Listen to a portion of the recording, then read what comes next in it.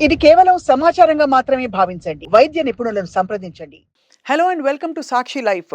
వాతావరణం మారినప్పుడెల్లా కూడా మనకి ఒకటి ఒంటికి ఏదో రకమైన వ్యాధులు రావడం, జలుబులు, దగ్గులు రావడం, లేదు చర్మం కొంచెం డ్రై అయిపోవడం, ఈ మార్పులు గమనిస్తూ ఉంటాం. ఇప్పుడు మరీ సమ్మర్ అయితే దంచి కొట్టేలా కనిపిస్తోంది. ఈసారి ఉష్ణోగ్రతలు విపరీతంగా ఉంటాయని చెప్పి మనకి వాతావరణ శాఖ వాళ్ళు చెప్తున్నారు. కాబట్టి తీసుకోవాల్సిన జాగ్రత్తలేంటో చూద్దాం. ఒకటి, ఆహార పదార్థాల్లో చలవ చేసే జావలు గాని, మజ్జిగ గాని, కొబ్బరి నీళ్లు గాని, కీరాకాయ, ఇంకా దాంతో పాటు పుచ్చకాయ లాంటి ఫ్రూట్స్ అండ్ వెజిటబుల్స్ తినడం ద్వారా బాడీలో కొంత సమతుల్యత మెయింటైన్ చేయొచ్చు. వీటన్నిటితో పాటు ఎక్కువగా ప్రోటీన్ అంటే non vegetarian, masala, oil and spice ఉండే ఫుడ్స్‌ని అవాయిడ్ చేయమని కూడా ప్రతి సమ్మర్‌లో మనకి టిప్స్ ఇస్తూనే ఉంటారు వైద్యులు.